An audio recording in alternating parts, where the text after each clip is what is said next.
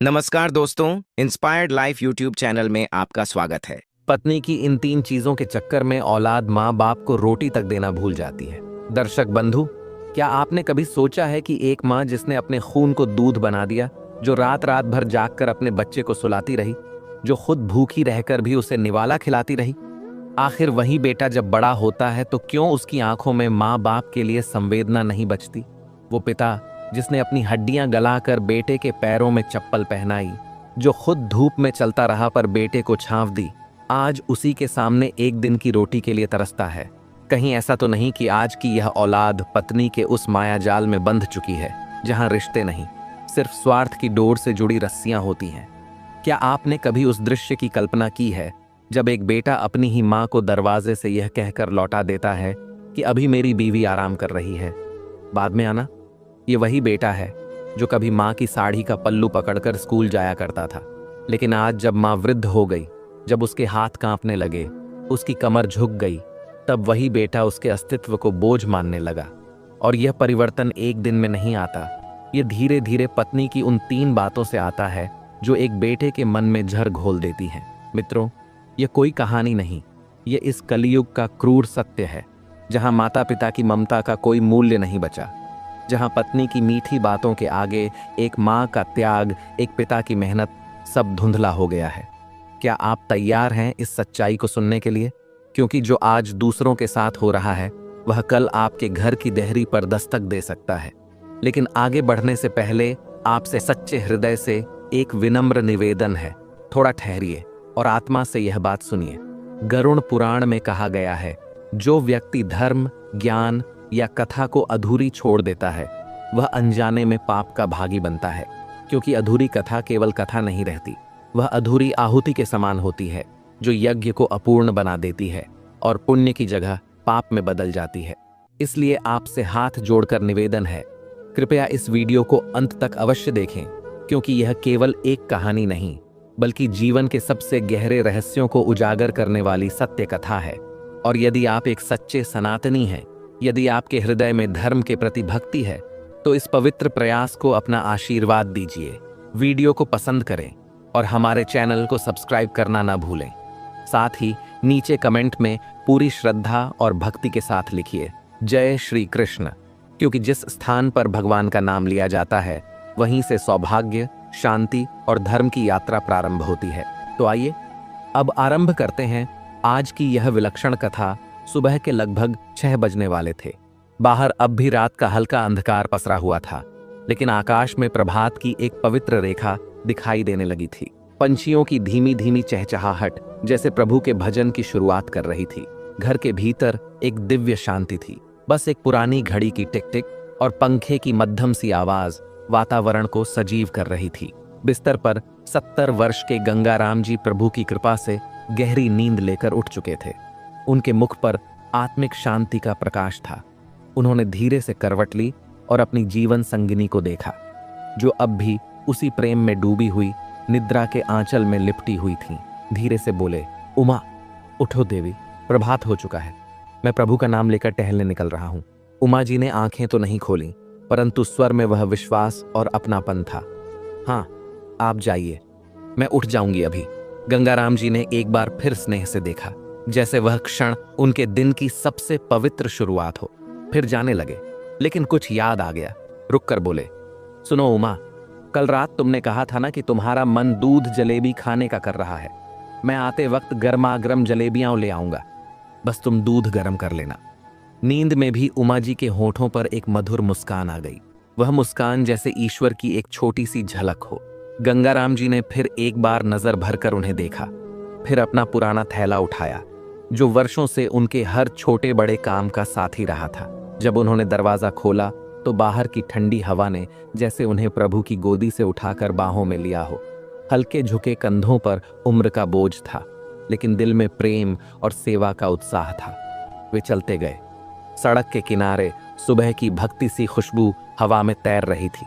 घी की सुगंध, चाशनी की मिठास, जैसे प्रभु ने धरती पर प्रसाद की वर्षा कर दी हो। वही पुरानी जलेबी की दुकान जहां हर सुबह जैसे भक्त अपनी इच्छाओं की पूर्ति के लिए एकत्र होते हैं। गंगाराम जी भी एक कोने में खड़े हो गए। नजर उन सुनहरी जलेबियों पर टिक गई। बोले, भैया आधा किलो जलेबी देना, गर्मा गर्म देना भैया। जैसे ही थैले से पैसे निकालने लगे, पीछे से एक आवाज आई, अबे ओ गंगाराम, ये क्या डाइटिंग छोड़ दी क्या? सुबह सुबह जलेबी, प्रेम का मौसम बाहर पर है लगता है। पीछे मुड़े तो देखा रामलाल, उनका बाल सखा, उनके जीवन की अनेक कहानियों का साथी। दोनों हंसे जैसे जीवन की पुरानी स्मृतियां फिर से हरी हो गई हों। गंगाराम बोले, अरे नहीं रामलाल, खुद के लिए नहीं, उमा का मन कर रहा था। कल रात से दूध जलेबी का सोचा, प्रभु की सेवा की तरह आज उन्हें प्रसन्न कर दूं। रामलाल ने आंख दबाकर कहा, समझ गया, प्रेम का पुराना नुस्खा। अच्छा है, इस उम्र में भी अगर किसी को खुशी दे सको तो वही असली पुण्य है। गंगाराम जी बोले, और क्या यार, इस उम्र में खुद खा लूं तो भी उलाहना, न लाऊं तो भी शिकायत। सोचा आज उनके लिए एक मीठी सुबह प्रभु के चरणों में समर्पित कर दूं। रामलाल ने मुस्कुराकर उनके कंधे पर हाथ रखा। प्रेम बना रहे मित्र, यही जीवन की असली पूजा है। चलो मैं चलता हूं, नहीं तो लक्ष्मी भी पीछे पड़ जाएगी। रामलाल चला गया। गंगाराम जी ने गर्मा गर्म जलेबी का पैकेट थैले में रखा और एक कोने में खड़े होकर मुस्कुराए। बस उमा के चेहरे की एक मुस्कान देख लूं तो मेरा यह जीवन सफल हो जाए। लेकिन किसे पता था कि प्रभात की यह मिठास किसी कड़वे सत्य से टकराने वाली है। गंगाराम जी घर पहुंचे, दरवाजा खोला और धीमे स्वर में बोले, उमा देखो, मैं जलेबियां ले आया। मेज पर थैला रखा और सीधे कमरे में पहुंचे। देखा उमा उसी स्थिति में थी जैसे सुबह छोड़कर गए थे। हल्के स्वर में बोले, क्या बात है उमा, अब तक सो रही हो? फिर उनके पास बैठ गए। प्यार से बोले, उठो ना देवी, तुम्हारी पसंद की जलेबियां लाया हूं, गरम गरम। जैसे ही गंगाराम जी ने उमा जी के हाथ को प्यार से पकड़कर उठाना चाहा, वह हाथ एकदम से ढीला पड़कर पलंग के किनारे लुढ़क गया। गंगाराम जी का हाथ वहीं रुक गया। चेहरे की मुस्कान जैसे अचानक जम सी गई। उन्होंने सोचा शायद उमा मजाक कर रही है या फिर गहरी नींद में है। धीरे से बोले, उमा उठो ना देवी, देखो सुबह हो गई है। अब उनकी आवाज में कंपन था, डर था, अशांति थी। उन्होंने उमा जी का चेहरा अपनी ओर किया, लेकिन वह चेहरा अब निस्पंद था। न गर्माहट, न भाव, न मुस्कान, बस एक गहरी और रहस्यमयी शांति, जैसे कोई आत्मा प्रभु के चरणों में लौट गई हो। उमा, ये मजाक मत करो, देखो तो मैं तुम्हारी पसंद की गरम गरम जलेबियां लेकर आया हूं, दूध भी गरम कर दूंगा, उठो ना। गंगाराम जी की आंखों से आंसू बहने लगे। उन्होंने फिर से उमा का हाथ थामा, लेकिन अब वह हाथ केवल एक स्मृति बन चुका था। वह उमा जिसकी सांसें अब इस संसार से बहुत दूर जा चुकी थीं। नहीं उमा, ऐसे मत जाओ, देखो देखो मेरी ओर, मेरी बात सुनो। अब उनकी आवाज सिसकियों में बदल चुकी थी। घर के कोने कोने में एक ऐसा सन्नाटा भर गया था जो केवल शांत नहीं था, वह चुप्पी चीख रही थी। मेज पर रखी जलेबियों की थैली अब अपनी मिठास खो चुकी थी, जैसे जीवन से स्वाद ही चला गया हो। गंगाराम जी अपने कांपते हाथों में उमा के निश्चल शरीर को थामे हुए थे, जैसे पूरी दुनिया को अपनी बाहों में समेट लेने की एक अंतिम कोशिश कर रहे हों। आंखों से बहती हुई चुप्पी, होठों पर लटका हुआ दर्द और दिल में केवल एक प्रश्न, उमा ऐसे कैसे चली गई तुम? वो कुछ पल वहीं जमीन पर घुटनों के बल बैठे रहे। आंखें बस उमा के शांत चेहरे पर टिकी थीं। उन्होंने कांपते हाथों से उमा के चेहरे को सहलाया, जैसे अब भी एक छोटी सी आशा हो कि वह अचानक आंखें खोलकर कहेंगी, क्या देख रहे हो? कुछ नहीं हुआ मुझे। पर ऐसा कुछ नहीं हुआ। गंगाराम जी किसी तरह दीवार का सहारा लेकर उठे, जैसे पैरों में अब कोई शक्ति नहीं बची थी, लेकिन हृदय में एक बेचैनी थी, किसी को पुकारने की, मदद बुलाने की। वो लड़खड़ाते कदमों से दरवाजे तक पहुंचे और भर्राई हुई आवाज में पुकारा, सुमित, ओ सुमित बेटा, जरा नीचे आना। तुम्हारी माँ उमा उठ नहीं रही। ऊपर कमरे में पंखे की धीमी आवाज के बीच बेटा जागा, झुंझलाकर बोला, अब क्या हो गया पापा? सुबह सुबह चैन से सोने भी नहीं देते, इतना क्यों चिल्ला रहे हो? गंगाराम जी की आंखें दरवाजे पर टिकी थीं। शायद सोचा था बेटा दौड़ता हुआ आएगा, लेकिन वहां सिर्फ उपेक्षा की आवाज थी। वो फिर बोले, उमा उठ नहीं रही बेटा, बहुत कोशिश की। शब्द जैसे गले में अटक गए हों। वो दीवार का सहारा लेकर खड़े रहे। कुछ देर बाद सुमित धीरे धीरे सीढ़ियां उतरता हुआ आया। चेहरे पर कोई चिंता नहीं, बस थकावट और झुंझलाहट थी। वो सीधे दरवाजे तक आया झांका। उमा जी वैसे ही शांति से लेटी हुई थी। गंगाराम जी कांपती आवाज में बोले, बेटा डॉक्टर को फोन कर दे। लेकिन सुमित ने एकदम ठंडी आवाज में कहा, अब कोई फायदा नहीं पापा, माँ अब इस दुनिया में नहीं रही, माँ मर गई। गंगाराम जी के मुख से एक भी शब्द नहीं निकला, लेकिन आंखों से बहते आंसू अब प्रभु के चरणों में एक मौन प्रार्थना बन चुके थे। उनका हर आंसू चुपचाप चीख रहा था कि जीवन की सबसे प्यारी पूजा आज अपने आराध्य के पास लौट चुकी है। उमा, तुम ऐसे कैसे चली गईं? अब मैं तुम्हारे बिना कैसे जीऊंगा? गंगाराम जी की आवाज मानो भगवान से प्रार्थना में डूबी हुई थी, जैसे वह अपनी जीवन संगिनी नहीं, अपने जीवन की आधी आत्मा को पुकार रहे हों। उसी समय पीछे से सीमा आ गई। बाल बिखरे हुए थे, हाथ में आधा भरा हुआ चाय का गिलास और मोबाइल। वो बिना संवेदना के बोली, क्या हुआ अब? माँ जी उठी नहीं क्या? मर गई क्या? अच्छा ही हुआ, अब रोज रोज की नौटंकी नहीं देखनी पड़ेगी। गंगाराम जी ने उसकी ओर देखा, लेकिन अब उनकी आंखों में न रोशनी थी न क्रोध, बस मौन था। मौन जो मन के हजारों सवालों से भरा हुआ था। वहीं मेज पर रखी जलेबी की थैली अब ठंडी हो चुकी थी। अब उसमें कोई मिठास नहीं थी, न उस थैली में न उस घर में। पिता को इस तरह टूटता देख सुमित ने रूखे स्वर में कहा, पिताजी अब ये रोना धोना बंद करिए, डेड बॉडी उठवाइए और अंतिम संस्कार की तैयारी करिए। और हाँ, जल्दी करिए, दोपहर में मेरी एक जरूरी मीटिंग है। गंगाराम जी कांपते स्वर में बोले, ये तेरी माँ है बेटा, थोड़ा तो आदर कर। लेकिन सुमित के चेहरे पर कोई करुणा नहीं थी। वो बोला, अब आप इमोशनल ड्रामा मत शुरू करिए पिताजी, हर किसी को एक दिन जाना होता है। माँ चली गई, रोने से कोई लौट कर नहीं आएगा। अब आपकी भावुकता की उम्र भी नहीं रही। गंगाराम जी कुछ नहीं बोले, केवल आंखों से आंसू गिरते रहे, जैसे मन के भीतर प्रभु से कोई मौन अरदास हो। उसी समय सीमा ने भी कह दिया, और सुनिए, हमसे कोई उम्मीद मत रखिए। मुझे ना इस नहाने धोने के झंझट का समय है और ना बैठकर रोने का। शाम को पार्लर जाना है, पायल की शादी है, जल्दी निपटाइए इस सबको। गंगाराम जी बस उमा को देखते रहे, जिस स्त्री ने उनके साथ उम्र के हर मौसम को जिया था, जो अब चुप थी, शायद इस घर की बेरुखी को देखना भी नहीं चाहती थी। थोड़ी देर में कुछ पड़ोस की स्त्रियां आ गईं। एक ने आकर पूछा, भैया जी क्या हुआ उमा दीदी को?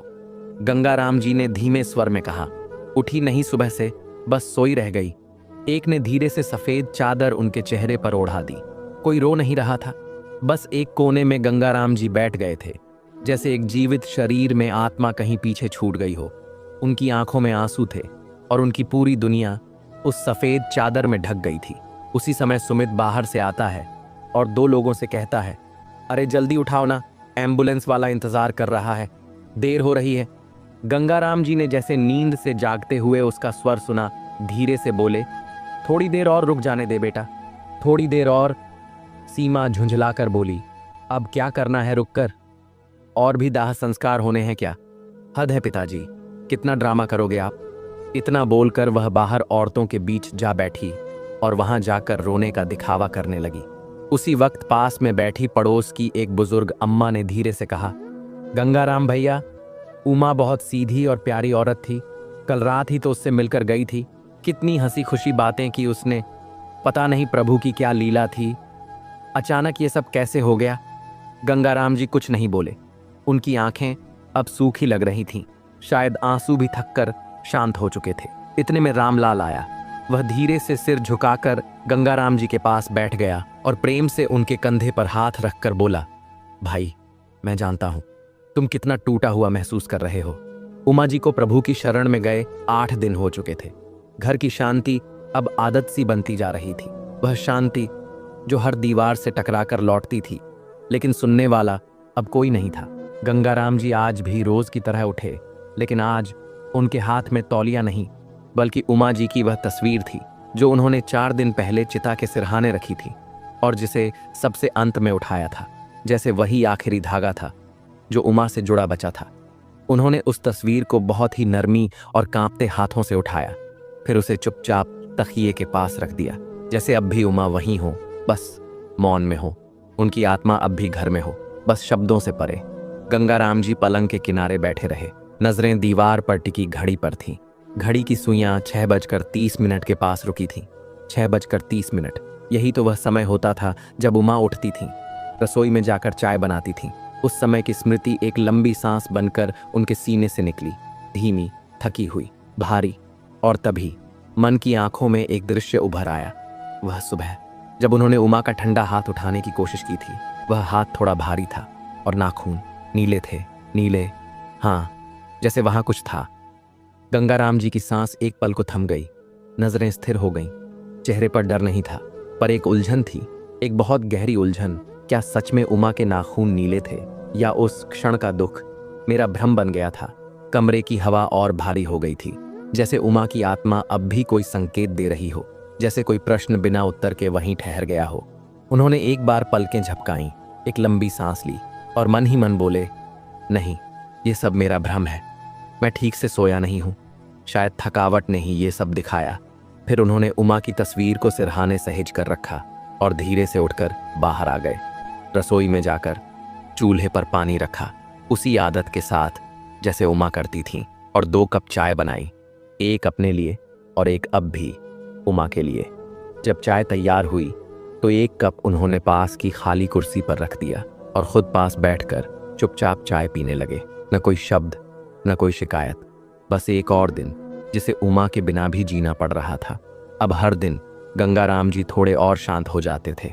रसोई में चाय बनाना, अखबार पढ़ते हुए सामने वाली कुर्सी को देखना, बोलते बोलते खुद ही रुक जाना, ये सब अब उनकी दिनचर्या बन गई थी। पर इस चुप्पी को घर में किसी ने समझने की कोशिश नहीं की। और फिर एक शाम, जब ठंडी हवा चल रही थी और पेट में भूख की तेज टीस उठी, गंगाराम जी रसोई की ओर चले गए। उमा के बिना रसोई अब उन्हें पराई सी लगती थी, लेकिन भूख बहुत थी, तो धीरे धीरे दाल चढ़ाई, चावल धोए, एक छोटे भगोने में खिचड़ी चढ़ाई। तभी पीछे से सीमा की तेज आवाज गूंज उठी, पिताजी, आपको थोड़ी देर भी सब्र नहीं होता क्या? इतनी क्या भूख लग गई थी कि खुद ही रसोई में घुस आए? गंगाराम जी ने पलट कर देखा। सीमा हाथ में मोबाइल लिए खड़ी थी, पर आंखों में करुणा नहीं, बल्कि गुस्सा और ताना था। वो बोली, लोग मुझे ही सुनाएंगे ना, कहेंगे बहू अपने ससुर को खाना नहीं देती, लेकिन किसी को क्या पता कि मेरा ससुर इतना चटोरा है कि हर वक्त कुछ ना कुछ खाने को चाहिए। इनकी भूख तो जैसे कभी खत्म ही नहीं होती। सीमा की यह बात सुनकर गंगाराम जी के हाथ थम गए। चेहरे पर एक पल को कठोरता आई, लेकिन फिर उन्होंने अपनी निगाहें झुका लीं। मन में बहुत पीड़ा थी, बहुत क्रोध भी था, लेकिन वे अपनी बहू से कुछ कहना नहीं चाहते थे। उन्हें पता था, सीमा वह स्त्री है जो जरा सी बात में भी पूरे घर का वातावरण अशांत कर देती है। और फिर सच तो यह था, गंगाराम जी ने आज सुबह से कुछ भी नहीं खाया था। जब से उमा प्रभु की शरण में गई थीं, उनकी भूख जैसे चली ही गई हो। वे चुपचाप दाल में छौंक लगाने ही वाले थे कि पीछे से सुमित की आवाज आई, क्या हुआ? क्यों चिल्ला रही हो सीमा? सीमा बिना रुके तेज स्वर में बोली, क्या हुआ है? जाओ खुद जाकर देख लो। तुम्हारे पिताजी रसोई में घुसकर खिचड़ी बना रहे हैं। सारी रसोई बिखर गई है, दाल गिर गई है, भगोना उबल रहा है, सब कुछ अस्त व्यस्त कर दिया है। मेरी मेहनत की कोई कीमत ही नहीं। गंगाराम जी उस समय शांत भाव से भगोने से खिचड़ी निकाल रहे थे। उनका चेहरा शांत था, जैसे वे मन ही मन किसी मौन प्रार्थना में डूबे हों। सुमित ने यह देखा और फिर पिता की ओर देखकर बोला, पिताजी, इतनी क्या भूख लग गई थी कि आप थोड़ा भी सब्र नहीं कर सके? गंगाराम जी ने कोई उत्तर नहीं दिया, बस चुपचाप थाली में खिचड़ी निकाली, कपड़े से किनारा साफ किया और रसोई से निकलकर अपने कमरे की ओर बढ़ गए। पीछे से सीमा की आवाज और तीखी हो गई, ये सब अब नहीं चलेगा सुमित, हर दिन एक नया तमाशा, अब अगर ऐसा ही चलता रहा तो। लेकिन सुमित ने तुरंत उसे रोक दिया, बस सीमा, अभी चुप हो जाओ, ऊपर जाओ, कुछ मत बोलो। सीमा थोड़ा हैरानी से उसे देखने लगी, पर सुमित का चेहरा सख्त था। वो कुछ नहीं बोली और सीढ़ियां चढ़ गई। गंगाराम जी के कमरे का दरवाजा अब बंद हो चुका था। अब वह किसी प्रश्न का उत्तर देना आवश्यक नहीं समझते थे, न किसी बहस का हिस्सा बनना। वो अब केवल मौन से बात करते थे और प्रभु से। बाहर सुमित की आंखें दरवाजे को देखती रहीं, जैसे मन में कोई बात चल रही हो, कोई निर्णय या कोई छिपा डर जो धीरे धीरे उसके भीतर आकार ले रहा था। लेकिन मित्रों, क्या सोच रहा था सुमित? क्या किसी पछतावे की हल्की सी रेखा उसके भीतर उभर रही थी? आइए जानते हैं। उमा जी को इस संसार से गए कुछ दिन बीत चुके थे। घर वहीं था, लोग वहीं थे, लेकिन हर कोना अब जैसे खाली खाली लगता था। सब कुछ वैसा ही था, बस उमा जी नहीं थी। उस रात कुछ अजीब सा था। घड़ी में रात के 2 बज रहे थे। कमरे की दीवारों से टकरा कर आती हवा भी ठंडी लग रही थी, लेकिन गंगाराम जी की आत्मा बेचैन थी। वो बार बार करवटें बदलते रहे, पर नींद जैसे कहीं दूर खड़ी उन्हें देख रही थी, मानो कोई अदृश्य शक्ति उन्हें जगा रही हो। आखिरकार उन्होंने धीरे से चादर हटाई, चप्पल पहनी और बिना कोई आवाज किए सीढ़ियों की ओर बढ़ गए। जहां कभी गंगाराम जी ने अपनी अर्धांगिनी के साथ न जाने कितनी रातें बिताई थीं, आज वही छत फिर से उन्हें खींच लाई थी। जैसे ही उन्होंने दरवाजा खोला, एक हल्की हवा ने उनके चेहरे को छू लिया, मानो कोई पुरानी आत्मा धीरे से मुस्कुराकर कह रही हो, आ गए आप। गंगाराम जी की आंखों में एक हल्की सी मुस्कान तैर गई। छत पर एक कोने में रखी वो पुरानी लकड़ी की कुर्सी अब भी वहीं थी, जैसे किसी का इंतजार कर रही हो, किसी की वापसी की प्रतीक्षा। उन्होंने चुपचाप जाकर कुर्सी खींची, बैठ गए, सिर पीछे टिकाया और ऊपर आसमान की ओर देखने लगे। चांद आज भी पूरा था, उसी तरह चमकता हुआ, लेकिन अब उसकी रोशनी में वह मुस्कान नहीं थी जो कभी उमा की हंसी से मिलती थी। गंगाराम जी ने एक गहरी सांस भरी और उनकी आंखें नम हो गईं। नजर पास की खाली कुर्सी पर पड़ी, जहां कभी उमा जी बैठा करती थी, और तभी स्मृतियों की परतें खुलने लगीं। सुनिए, उमा जी की मीठी आवाज कानों में गूंज उठी। देखिए ना, आसमान में आज चांद कितना साफ है। वो गंगाराम जी के कंधे से लगी बैठी थी, सिर उनकी बाह पर टिकाए और आंखें चांद की उजली रोशनी में खोई हुई। गंगाराम जी ने उनकी ओर देखा और मुस्कुराकर बोले, हाँ, और मेरी मुस्कान भी तो उसी में झलक रही है। उमा जी ने पलकों को धीरे से झपकाया और उनके होठों पर एक धीमी पर बहुत प्यारी मुस्कान उभर आई। अगर कभी मेरी यह मुस्कान चली गई ना, तो यह चांद भी तुम्हें सूना लगने लगेगा। गंगाराम जी ने कुछ नहीं कहा, बस उनका हाथ थाम लिया, शब्द नहीं बोले। लेकिन उस रात हवा में एक ऐसी गर्माहट थी जो सिर्फ आत्मा ही महसूस कर सकती थी। आसमान में चांद मुस्कुरा रहा था और धरती पर 2 हृदय मौन में सब कुछ कह रहे थे। आज गंगाराम जी की आंखें फिर उसी कुर्सी को देख रही थीं। चेहरा थोड़ा शांत था, जैसे कुछ स्वीकार कर लिया हो। उन्होंने धीरे से अपना हाथ बढ़ाया, जैसे फिर एक बार उमा जी की उंगलियां थामना चाहते हो। हवा एक झोंके में उनके सफेद बालों को सहला गई, जैसे कह रही हो, मैं यहीं हूं। गंगाराम जी ने सिर दीवार से टिकाया, आंखें धीरे धीरे मूंदने लगीं और न जाने कब नींद ने उन्हें अपने शांत आंचल में ले लिया। वो वहीं चांदनी रात में उमा की यादों में डूबे सो गए। लेकिन बहुत देर नहीं बीती थी कि अचानक उनकी नींद टूट गई। भीतर कोई बेचैनी उठी थी, गला सूख रहा था, सांसें भारी लग रही थीं। उन्होंने इधर उधर देखा, पानी की बोतल ढूंढी, पर कुछ नहीं मिला। धीरे धीरे वो छत की सीढ़ियों से नीचे उतरने लगे, जैसे कोई अपने ही घर में चुपचाप चल रहा हो कि कोई जाग न जाए। तभी एक धीमी आवाज उनके कानों तक पहुंची। वो वहीं रुक गए। आवाज सुमित के कमरे से आ रही थी। गंगाराम जी चौंक गए। इतनी रात को सुमित और सीमा अब भी जाग रहे हैं। वो अभी एक और सीढ़ी नीचे उतरने ही वाले थे कि कमरे के अंदर से आई सुमित की आवाज ने जैसे समय रोक दिया। तुम बेफिक्र रहो सीमा, अब कोई हमें कुछ नहीं कहेगा। जो होना था वो हो गया, अब पिताजी कुछ नहीं कर सकते। गंगाराम जी की सांसें जैसे एक पल को थम गईं। वो सीढ़ियों की ओट में छिपकर हर शब्द पकड़ने की कोशिश कर रहे थे, और फिर जो अगला शब्द आया उसने उनकी आत्मा को झकझोर दिया। उनके पैरों के नीचे से जैसे जमीन खिसक गई हो, दिल जैसे धड़कना भूल गया हो, शरीर कांपने लगा, आंखें खुली की खुली रह गईं, हाथ पांव जैसे जड़ हो गए। उनकी उमा, जिसे उन्होंने अपने हाथों से विदा किया था, वो सच में सोई नहीं थी, उसे सुला दिया गया था, और वो भी उसी बेटे के हाथों जिसकी एक मुस्कान के लिए उमा सारी दुनिया से लड़ जाया करती थी। गंगाराम जी वहीं सीढ़ियों के कोने में टिके रहे। कमरे के अंदर हंसी की एक धीमी परत अब भी तैर रही थी, और बाहर एक पिता की आत्मा चुपचाप बिखर रही थी। ना आवाज, ना आंसू। किसी तरह अपने को संभालते हुए वो धीरे धीरे नीचे उतर गए। हर कदम अब भारी लग रहा था। कमरे में पहुंचते ही दरवाजा भीतर से बंद किया और दीवार पर टंगी उमा की तस्वीर की ओर देखते रहे। उनकी आंखें बस यही पूछ रही थीं, क्यों नहीं पहचाना मैंने? उस सुबह तुम पर क्या बीती थी? कैसे तुम अपनी ही कोख से जन्मे बेटे और उसकी पत्नी की नफरत का शिकार बन गई, और मैं बस जलेबी की मिठास में उलझा रहा। यह शब्द उनके होठों से नहीं, उनकी आत्मा से निकल रहे थे। वो वहीं जमीन पर बैठकर फूट फूट कर रो पड़े। घड़ी 4 बजा चुकी थी और इस बार आंसू सिर्फ दर्द के नहीं थे, ये आंसू एक निर्णय के थे। आंसू पोंछते हुए गंगाराम जी ने गहरी सांस ली और मन ही मन बोले, अब मैं चुप नहीं रहूंगा उमा, अब मैं करूंगा वो जो शायद दुनिया में किसी पति ने, किसी पिता ने कभी नहीं किया होगा। यह कहते हुए वह उठे और सीधे अलमारी की ओर बढ़े। जैसे ही अलमारी खोली, उनकी आंखों से आंसू गायब हो चुके थे। अब वहां सिर्फ एक आग थी और एक निर्णय जो गंगाराम जी नहीं बल्कि एक टूटा हुआ पति ले रहा था। उन्होंने धीरे से अलमारी में रखी एक पुरानी फाइल निकाली। उसमें कुछ दस्तावेज थे। फाइल को एक पुराने कपड़े के थैले में रखा और कांपते हाथों से उसकी गांठ बांधी। लेकिन इस बार हाथों का वह कांपना डर का नहीं था, वो कांपना एक पिता की आत्मा में उठे तूफान का संकेत था। गंगाराम जी दरवाजे की ओर बढ़े, पर एक क्षण रुक गए। मन ही मन बोले, नहीं, जाने से पहले एक काम करना होगा। अब समय आ गया है उस बात का जिसे मैंने कभी उमा की बात मानकर रोक दिया था। फिर वे चुपचाप पलटे, फिर वही किया जो नियति कह रही थी। एक चुप्पी जो अब साक्षी बनने जा रही थी।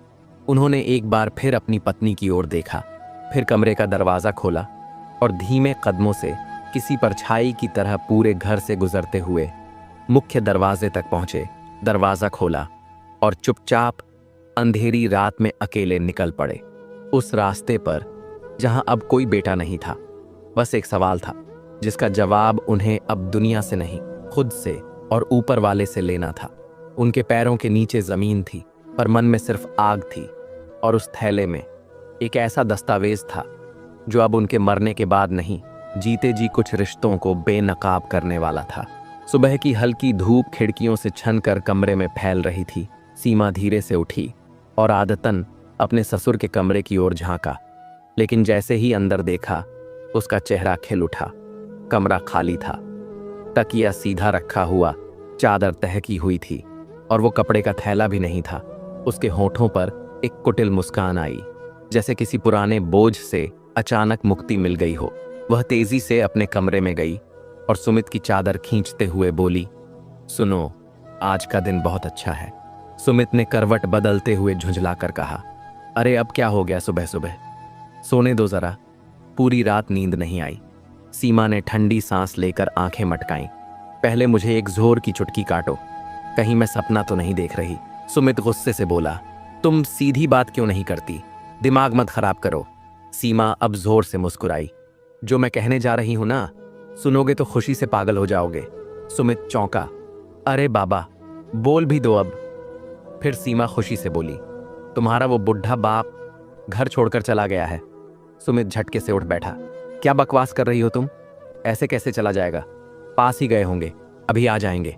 सीमा ने होंठ दबाते हुए सिर हिलाया, नहीं, मैंने उनकी अलमारी देखी है, कपड़े थैला कुछ भी नहीं है वहां। लगता है इस बार पक्का चले गए हैं और अब वो पीछे मुड़कर नहीं देखेंगे। फिर वह चहकती हुई बोली, अब हमारे अच्छे दिन शुरू हुए हैं सुमित, अब ये घर हमारा है, मैं इसकी मालकिन और तुम इसके मालिक।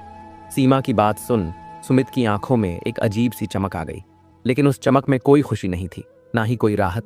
वो खामोश था, पर सीमा की आंखों में नाचती वह निर्दयता उसके भीतर की सच्चाई को और भी नंगा कर रही थी। अब सीमा पूरे घर में घूम घूम कर मुस्कुरा रही थी। वो बोली, अब देखना, ये पुराना पलंग भी निकलवाऊंगी और रसोई की टाइल्स भी बदलवाऊंगी। सालों से इस घर में जो घुटन थी ना, अब हटेगी। उसकी आंखें अब घर के सामान को नहीं, जायदाद को देख रही थीं।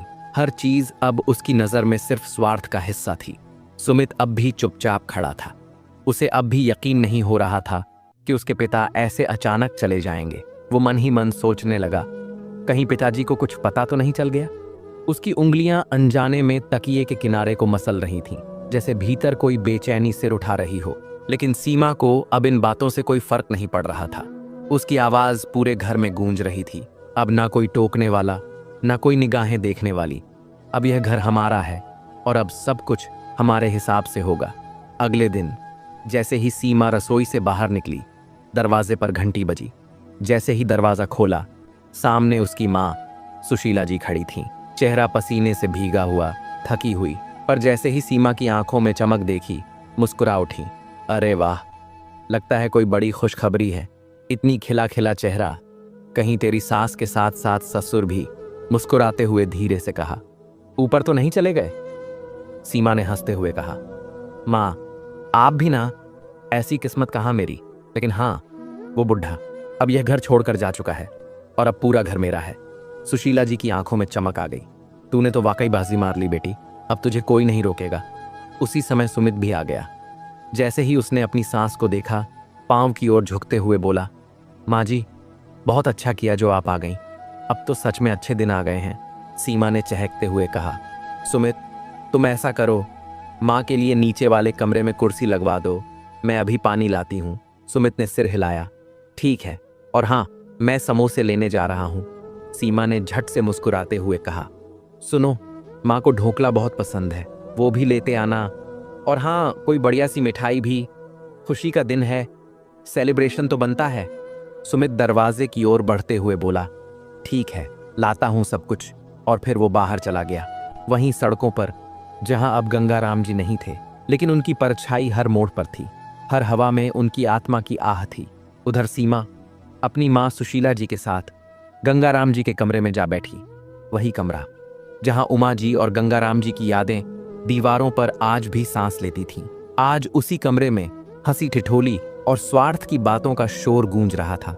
लेकिन क्या सच में अब सब कुछ उनके मुताबिक हो गया था, या वो दीवारें अब भी सब कुछ देख और सुन रही थीं, जो शायद किसी दिन खुद बोल उठे।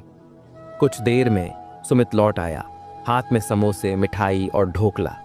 तीनों गंगाराम जी के कमरे में बैठ गए, जैसे कोई बड़ी जंग जीत कर लौटे हों।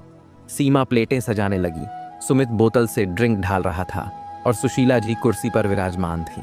पूरे माहौल में एक ठंडी राहत थी, जैसे अब कोई डर नहीं बचा हो।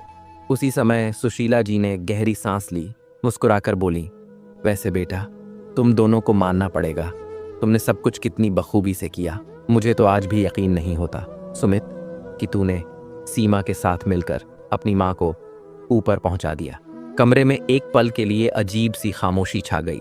फिर सीमा ने खिलखिलाकर कहा, शक होगा कैसे माँ, आखिर योजना तो आपकी थी, और इतनी सटीक कि सब कुछ बिल्कुल रिहर्सल जैसा ही हुआ।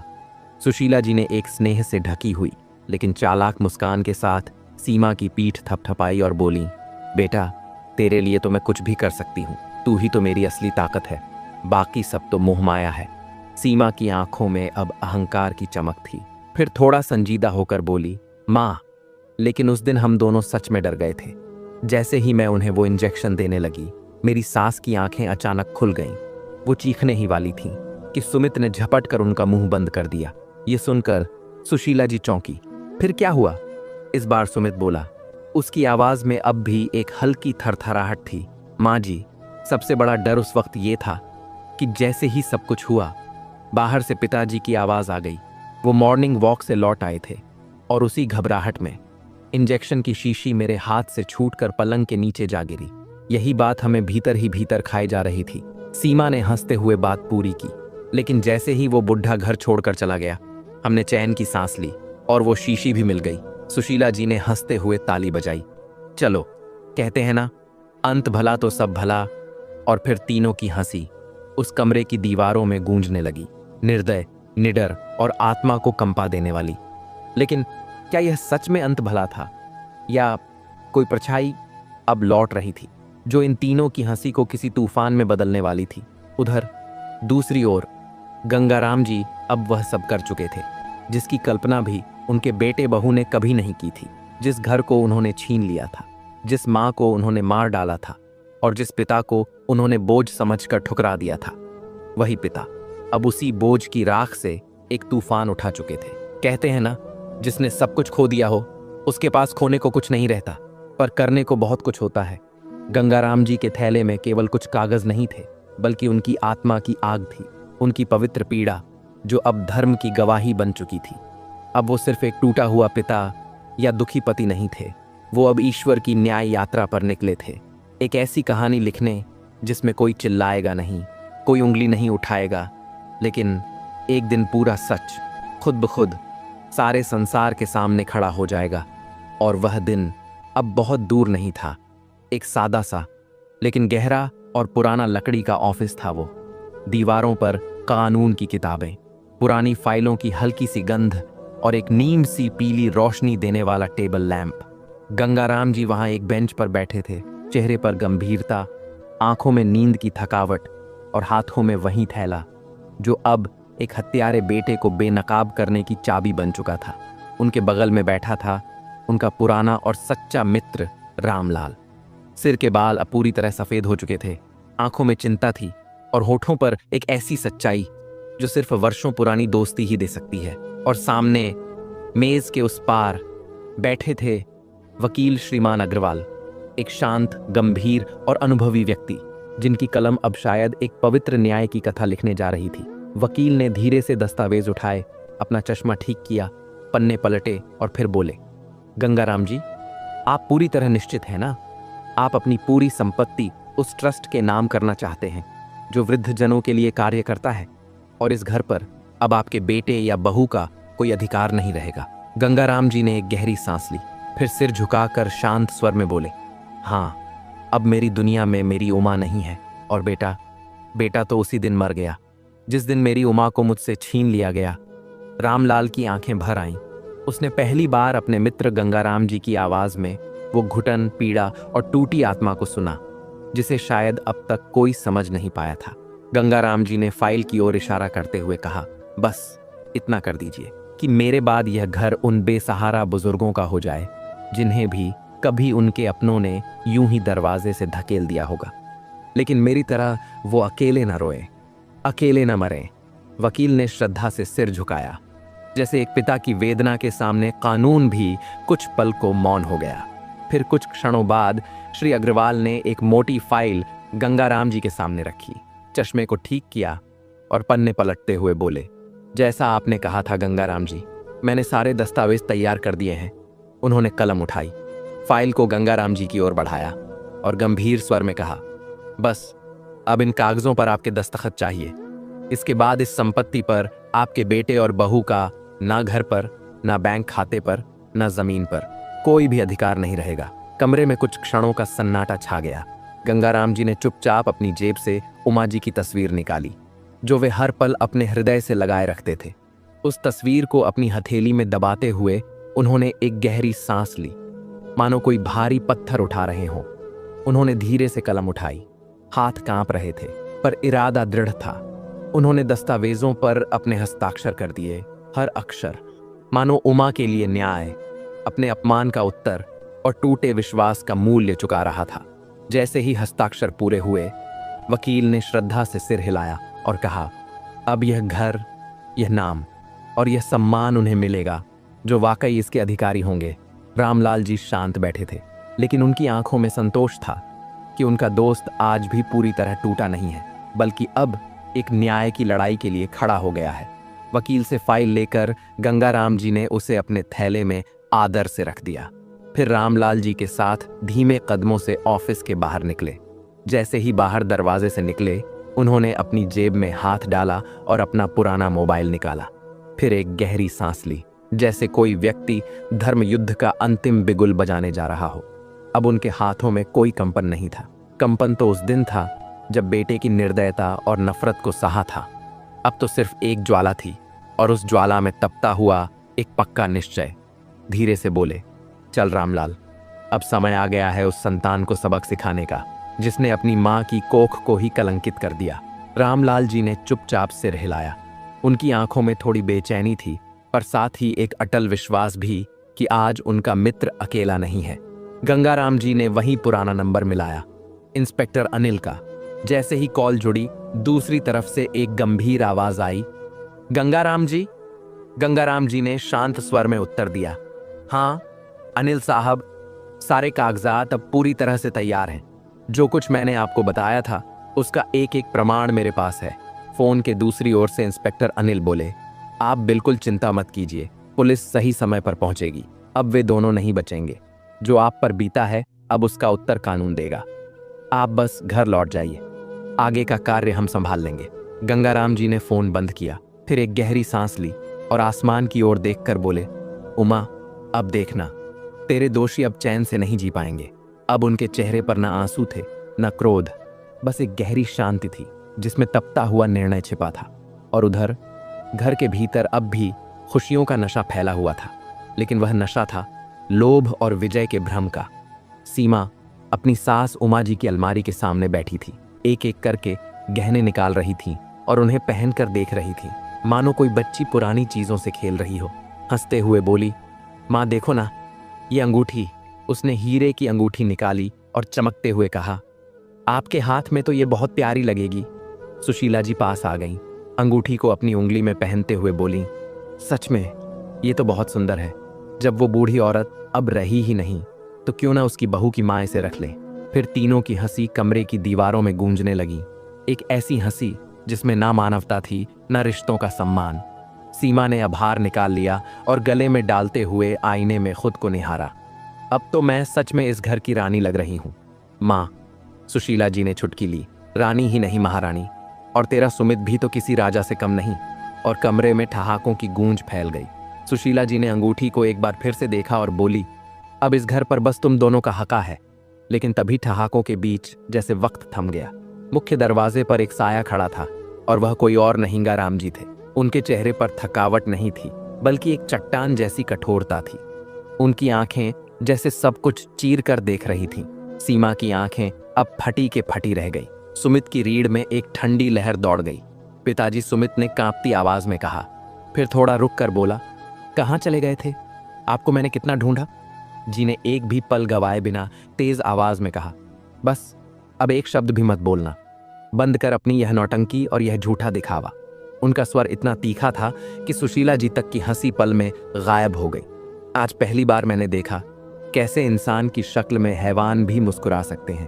तुम सब यहाँ जश्न मना रहे हो, लेकिन अब बहुत हुआ। और फिर वो कमरे के अंदर आए और टेबल पर रखे गहनों को देखा। ये सब गहने मेरी उमा के हैं। तुम्हारी हिम्मत कैसे हुई इनको हाथ लगाने की? अब तुम सब तैयार हो जाओ जेल जाने के लिए। उनके मुंह से इतना सुनना था कि तभी सुमित चिल्लाकर बोला कि अपना पागलपन अपने पास रखो और निकल जाओ अब यहाँ से। इस घर में अब मेरा और सीमा का हक है। ऐसा बोल उसने अपने पिता के हाथ को पकड़ा और धक्का मारकर बाहर करने ही वाला था। और तभी सीमा भी बोली, बड़ा आया हमें जेल में डालने वाला। लेकिन तभी गंगाराम जी ने उसका हाथ झटकाकर एक जोरदार थप्पड़ उसके गाल पर जड़ दिया और बोले, खबरदार, अपने गंदे हाथों से अगर मुझे छुआ तो तेरे यह हाथ ही तोड़ दूंगा। उनकी आंखों में अब आंसू नहीं थे, बस एक ऐसी आग थी जो सब कुछ साफ कर देने को तैयार थी। और तभी घर के बाहर एक सायरन की आवाज सुनाई दी। पुलिस आ चुकी थी। गंगाराम जी कुछ कदम आगे बढ़े और अब उनकी आवाज में वो कंपन था जो पत्थर को भी चीर दे। और रही बात इस घर पर हक की, उन्होंने सीधे सीमा और सुमित की आंखों में देखते हुए कहा, तो सुन लो, अब इस घर पर तुम्हारा कोई हक नहीं है। कमरे में सन्नाटा छा गया। मैंने अपनी पूरी जिंदगी की कमाई, अपनी मेहनत, अपनी उमा की यादों से सजे इस घर को अब उस ट्रस्ट के नाम कर दिया है जहां कोई भी बेटा अपने माँ बाप से ऐसा धोखा नहीं कर पाएगा। और हाँ, मेरी उमा की हत्या को जो नेचुरल डेथ कहकर तुम दोनों ने दबाया, अब उसके सबूत मेरे पास हैं। तुम्हारे अपने घर से तुम्हारी अपनी करनी की गूंज, जिसमें तुम तीनों की वह बातें हैं जो तुम हंस हंस कर रहे थे। उसके बाद उन्होंने जेब से एक छोटा सा कैमरा निकाला। यही वह गवाह है जिसमें सब कुछ साफ साफ दिख रहा है, जिसे उमा ने मना कर दिया था लगाने से। पर आज उसी ने तुम तीनों की सच्चाई दुनिया के सामने ला दी है। इतना कहकर वह दरवाजे की तरफ मुड़े और दरवाजे पर इंस्पेक्टर अनिल पहले से खड़े थे। अब इंसाफ बोलेगा और तुम दोनों सिर्फ सुनोगे। इंस्पेक्टर अनिल ने गंगाराम जी को एक आश्वस्त नजर से देखा और फिर कदम आगे बढ़ाए। उनके पीछे दो कांस्टेबल थे। एक के हाथ में कैमरा था और दूसरे के हाथ में गिरफ्तारी का वारंट। सीमा और सुशीला की आंखें फटी की फटी रह गईं। सुशीला की हंसी अभी कुछ पल पहले कमरे में गूंज रही थी। अब उसका चेहरा सफेद चादर की तरह पड़ा था, जैसे उसकी नसों से सारा खून सूख गया हो।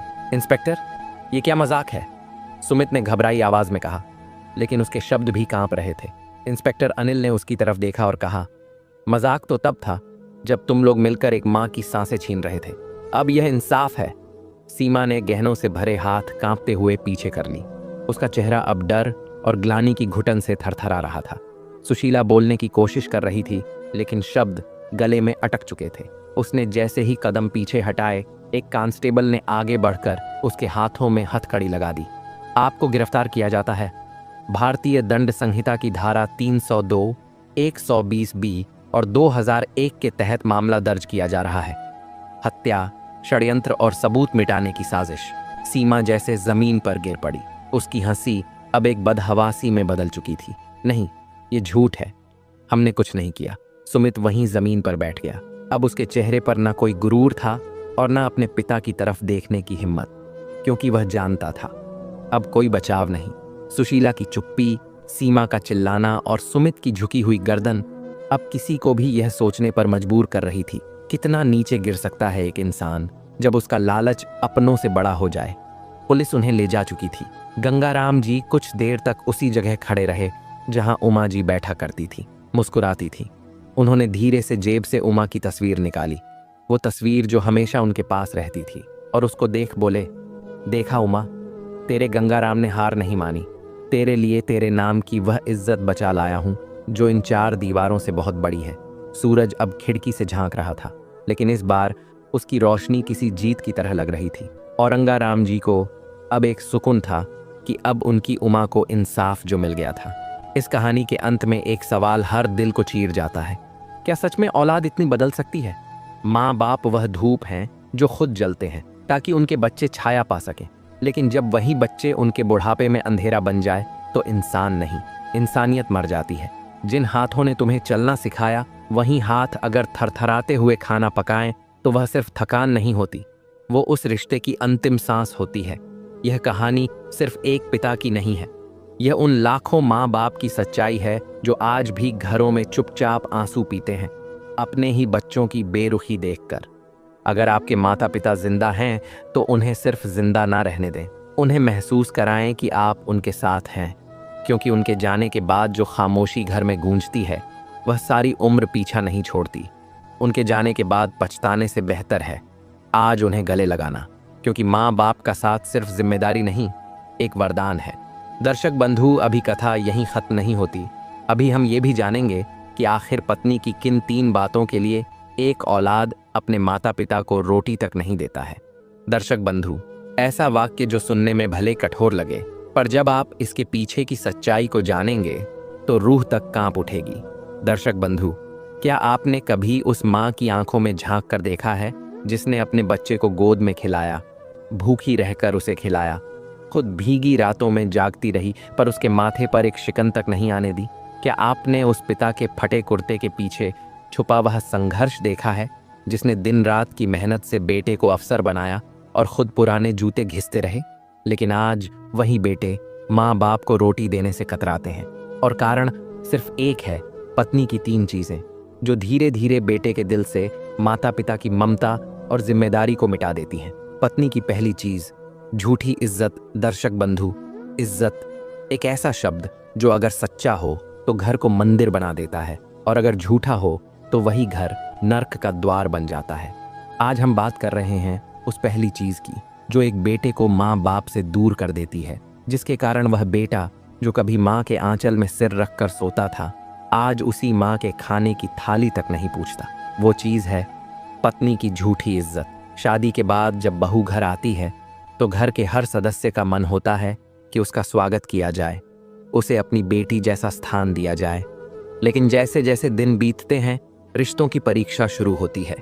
बहू को यदि घर की संस्कृति से, सास के तौर तरीकों से कोई बात असहज लगे तो वह कहने लगती है, आपकी माँ मुझे पसंद नहीं करती, आपके घर में मेरी कोई इज्जत नहीं है, मेरे मायके में तो मुझे इतना सम्मान मिलता था, अब बेटा क्या करे?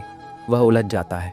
एक तरफ वह माँ होती है जिसने जन्म दिया, दूसरी तरफ पत्नी होती है जिसे जीवन भर साथ निभाने का वचन दिया, और यही से शुरू होता है इज्जत का युद्ध। पर यह युद्ध बाहरी नहीं होता, ये बेटे के हृदय के भीतर चलता है। पत्नी की इज्जत का बहाना लेकर वो धीरे धीरे अपनी माँ को कटघरे में खड़ा करने लगता है। उसे माँ की हर बात में ताने सुनाई देने लगते हैं, हर सलाह में अपमान दिखता है, हर चुप्पी में साजिश नजर आती है। पत्नी कहती है, अगर मेरी इज्जत करते हो तो अपनी माँ को मुझसे दूर रखो, अगर मुझे सम्मान देना है तो मेरा ही पक्ष लो, तुम हमेशा अपनी माँ के ही पक्ष में क्यों खड़े रहते हो? और बेटा जो कभी माँ के लिए दुनियादारी से लड़ जाता था, आज पत्नी के कुछ आंसुओं और शब्दों से हार जाता है। कभी माँ रसोई में खाना बनाते बनाते रोती है, कभी रात को पिता घर के बाहर बैठकर लंबी सांसें लेते हैं। पर बेटा नहीं देखता, क्योंकि अब वो हर बात को पत्नी की नज़र से देखने लगा है। उसके लिए माँ अब सिर्फ एक मुश्किल औरत बन गई है, जिसकी वजह से घर में कलह होता है और जिसे चुप कराना अब उसकी जिम्मेदारी बन गई है। और ये सब होता है केवल उस झूठी इज्जत के कारण जिसे पत्नी ने अपनी जिद और स्वार्थ के तराजू पर तौल रखा है। दर्शक बंधु, इज्जत वही होती है जो सभी को मिले। इज्जत मांगने से नहीं, देने से मिलती है। पर जब पत्नी बहू बनकर नहीं, रानी बनकर घर में कदम रखती है, तो वह सबसे पहले माँ की ममता को अपमान में बदल देती है। और बेटा, उसके लिए पत्नी की मुस्कान ज्यादा मायने रखने लगती है, माँ की आंखों के आंसू नहीं। धीरे धीरे वह दिन भी आता है जब वही बेटा माँ के सामने थाली रख देना भी बड़ा एहसान समझने लगता है। वह कहता है, आपको क्या चाहिए? खाना तो दे ही रहे हैं। पर उसे पता नहीं होता, माँ को रोटी नहीं चाहिए थी, थोड़ी सी इज्जत चाहिए थी। पर वो इज्जत जो कभी माँ की आंखों में थी, आज पत्नी के शब्दों में खो चुकी है। और यही है वह पहला जहर, झूठी इज्जत का जहर, जिसने आज हजारों घर तोड़े हैं, हजारों माँ बाप को अकेलेपन की जेल में धकेला है और उस बेटे को पत्थर बना दिया है जो कभी माँ की हर आहट पर दौड़ाता था। दर्शक बंधु, अगर इस बात ने आपके हृदय को स्पर्श किया हो तो याद रखिए, एक माँ की इज्जत पत्नी से कम नहीं होती। और जो बेटे इस संतुलन को समझते हैं, उन्हीं के घरों में सच्चा सुख और सच्ची इज्जत वास करती है। पत्नी की दूसरी चीज, बेमतलब की तुलना। दर्शक बंधु, क्या आपने कभी सोचा है कि रिश्ते टूटते कैसे हैं? कोई एक बड़ा झगड़ा नहीं होता, न ही कोई भारी तूफान आता है। रिश्ते टूटते हैं धीरे धीरे, शब्दों की धार से, तुलना की आग में झलकर। आज हम बात कर रहे हैं उस दूसरी चीज की, जिसके कारण एक बेटा अपनी माँ को, अपने पिता को, अपने उस आंगन को भूल जाता है जहां उसकी हर पहली चीज की शुरुआत हुई थी। वो चीज है पत्नी की बेमतलब की तुलना। शादी के कुछ महीने बड़े अच्छे गुजरते हैं, सब कुछ नया नया, हंसी खुशी, प्रेम भरे पल। पर फिर धीरे धीरे बहू की जुबान से ऐसे शब्द टपकने लगते हैं जो घर की दीवारों को अंदर से खोखला करने लगते हैं। मेरे पापा ने तो मेरी मम्मी को कभी रसोई में हाथ तक नहीं लगाने दिया। मेरे मायके में तो मुझसे हर बात पूछी जाती थी। आपके घर में तो कुछ भी स्टैंडर्ड नहीं है। मेरे भाई ने तो अभी गाड़ी ले ली और आप लोग अभी तक पुराना स्कूटर चला रहे हैं। दर्शक बंधु, ये शब्द बाहर से मामूली लगते हैं, पर एक माँ के दिल को गहरी चोट दे जाते हैं। एक बूढ़े पिता को अपनी गरीबी पर शर्मिंदा कर देते हैं और बेटे को अपनी जड़ों से नफरत सी कराने लगते हैं। बेटा, जो कभी अपने घर की हर चीज को गर्व से देखता था, आज वही बेटा अपनी माँ की साड़ी पर उंगली उठाता है, पिता के पुराने चश्मे को देखकर मुंह फेर लेता है और घर की दीवारों पर पुरानी पुताई देखकर कह देता है, क्या शर्मिंदगी है यार, कोई स्टैंडर्ड नहीं है। पर क्या वो भूल गया है कि इन्हीं दीवारों ने उसके बचपन की ऊंचाई नापी थी, इन्हीं कपड़ों में उसकी माँ ने उसे दूध पिलाया था, इन्हीं खपरेल के नीचे बैठकर उसके पिता ने उसके दाखिले की फीस भरी थी। लेकिन अब नहीं, अब वो आंखें बदल चुकी हैं, क्योंकि पत्नी ने उस आंखों में तुलना का चश्मा पहना दिया है। मेरे पापा के पास 3 दुकानें हैं, तुम्हारे पास क्या है? मेरे भाई ने शादी में ज्वेलरी दी थी, तुम्हारी माँ ने क्या दिया? मेरे घर में तो एसी हर कमरे में होता था, यहाँ तो पंखा भी ठीक से नहीं चलता। और बेटा, वह धीरे धीरे माँ से दूरी बनाने लगता है, क्योंकि अब वह हर दिन, हर बात में अपने घर को कमतर महसूस करता है। उसे लगने लगता है कि उसके माँ बाप उसकी पत्नी के लायक नहीं है। पत्नी के मायके की चमक के आगे अपने घर की सादगी उसे गरीबी लगने लगती है। वो घर जो कभी मंदिर जैसा लगता था, अब उसे एक बोझिल मकान नजर आता है। और यही से शुरू होता है उस बेटे का पतन, जो अपने माता पिता की मेहनत को छोड़कर पत्नी के झूठे मायके के मान से प्रभावित हो जाता है। दर्शक बंधु, तुलना तब तक ठीक है जब तक वह प्रेरणा देती है, पर जब तुलना तिरस्कार बन जाए तो वह रिश्तों की जड़ें काट देती है। एक बहू जब अपने मायके को ऊंचा और ससुराल को नीचा दिखाने लगती है, तो वह अनजाने में अपने पति को एक ऐसी खाई में धकेल देती है जहां न प्रेम रह जाता है, न सम्मान। और दुख की बात यह है कि बेटा, जो कभी माँ के हाथ से बनी रोटी खाकर कहता था, माँ, दुनिया में तेरे जैसा कोई नहीं, आज वही बेटा पत्नी के पकाए पिज्जा की तारीफ में कहता है, मेरे घर में तो कुछ ढंग का बनता ही नहीं। बेमतलब की यह तुलना धीरे धीरे एक माँ के स्नेह को पिता की इज्जत को और पूरे परिवार की एकता को खा जाती है। और अंत में होता क्या है? माँ बाप चुप हो जाते हैं, दीवारें खामोश हो जाती हैं और बेटा समझता है कि उसने कुछ गलत नहीं किया। पर जो वह नहीं जानता वह यह है कि तुलना के जिस जहर को वह पत्नी के प्यार के नाम पर पी गया है, वही एक दिन उसके अपने बच्चों को भी वही सिखाएगा और कल को उसकी बहू भी उसकी पत्नी से तुलना करेगी। आपकी माँ तो ये करती थी, मेरी माँ तो बहुत आगे थी। दर्शक बंधु, इसलिए अगर आप भी किसी बेटे हैं या किसी घर के कर्ता हैं तो यह बात गांठ बांध लीजिए, जो बहू हर वक्त मायके की तुलना करती है वह कभी भी ससुराल को अपनाकर नहीं चल सकती। और जो बेटा पत्नी की बातों में आकर अपने माँ बाप को नीचा समझने लगे वह कभी भी जीवन में ऊंचा नहीं उठ सकता, क्योंकि तुलना वो बीज है जिससे न इज्जत उगती है न प्रेम, सिर्फ दूरी, उपेक्षा और कलह पनपते हैं। पत्नी की तीसरी चीज, स्वार्थ। दर्शक बंधु, स्वार्थ एक ऐसा शब्द जो सुनने में बहुत छोटा लगता है, पर जब यह किसी रिश्ते में आ जाए तो वह रिश्ता धीरे धीरे मर जाता है, बिना चीख पुकार के, बिना शोर के, बिल्कुल खामोशी से। आज हम बात कर रहे हैं उस तीसरी चीज की जो एक बेटे को माँ बाप से इतना दूर कर देती है कि वो उन्हें अपने घर की दहलीज पर देखना भी पसंद नहीं करता। वो चीज है पत्नी का स्वार्थ। शादी के शुरुआती दिन बहुत मीठे होते हैं। बहू घर आती है, सास ससुर उसे बेटी की तरह अपनाने की कोशिश करते हैं, पर धीरे धीरे वो बहू यह महसूस कराने लगती है कि यह घर उसका नहीं है, बल्कि ये उसके अधिकारों का क्षेत्र है। शुरुआत बड़ी छोटी छोटी बातों से होती है। माँ जी, आप रोज रसोई में आ जाती हैं, मुझे अच्छा नहीं लगता। पापा जी, आपको दवा की ज़रूरत है तो पापा को फ़ोन क्यों नहीं करते? मैं क्यों जाऊं? आपके कपड़े धोना मेरी ड्यूटी नहीं है। और फिर वो दिन भी आता है जब बहू साफ शब्दों में कह देती है, मैं आपके माता पिता की नौकरानी नहीं हूँ। दर्शक बंधु, यह वही घर होता है जहाँ कभी उस बहू को सोने का गहना पहना कर लाया गया था, जिसे बेटी कहा गया था। पर अब वही बहू कहती है, अगर आपके माँ बाप को साथ रखना है तो उनके लिए नौकर रखो। मैं बच्चों की देखभाल करूं या बूढ़ों की? अगर उन्होंने हमें कुछ दिया होता तो बात और थी, अब उनके खर्चे क्यों उठाएं? और फिर बेटा, जो कभी माँ की एक खांसी पर भी घबरा जाया करता था, आज वही बेटा पत्नी के ताने सुन सुनकर सोचने लगता है, हाँ बात तो सही है, बूढ़े अब बोझ बन रहे हैं। पत्नी धीरे धीरे उसके मन में यह बात भर देती है कि अब जिम्मेदारी तुम्हारी नहीं, समाज की है। सरकार के वृद्धाश्रम हैं, देखभाल के केंद्र हैं, हमें क्यों परेशान होना? और फिर बेटा वो सबसे घातक निर्णय लेता है, माँ बाप को अलग कर देने का। माँ, अब आप गांव में ही रहिए। पापा, अब हम बच्चे पाल रहे हैं, खर्चा बहुत है, आपको जो चाहिए हर महीने पैसे भेज देंगे।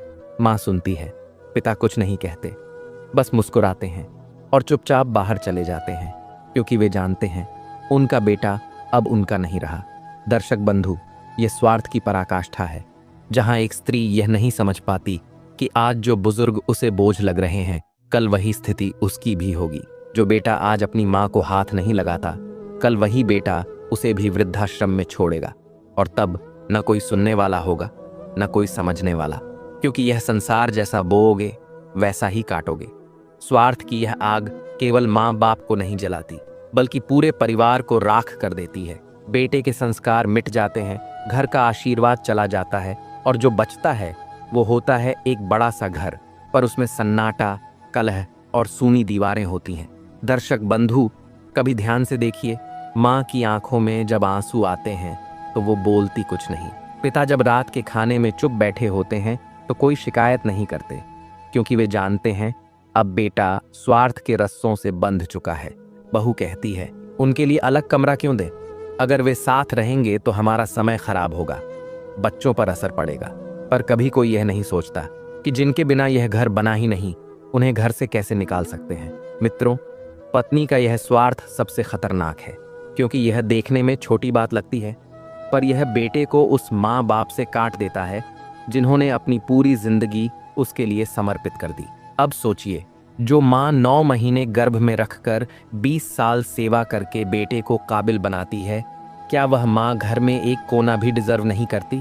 और अगर कोई बहू ऐसा सोचती है कि सिर्फ उसका सुख मायने रखता है, तो वह न स्त्री कहलाने लायक है, न बहू, न माँ, न बेटी। दर्शक बंधु, अगर इस बात ने आपके अंतर्मन को छुआ हो तो कृपया इस वीडियो को अंत तक देखें। नीचे जय माता पिता की जरूर लिखें और हमारे चैनल को सब्सक्राइब करें, क्योंकि हमें मिलकर इस समाज को बदलना है जहां बहुएं सेवा को बोझ नहीं अपना सौभाग्य समझें, जहां बेटा माँ बाप को जिम्मेदारी नहीं अपने जीवन की पूंजी समझे, और जहां एक रोटी माँ के हिस्से की निकलने में भी किसी को शर्म ना आए।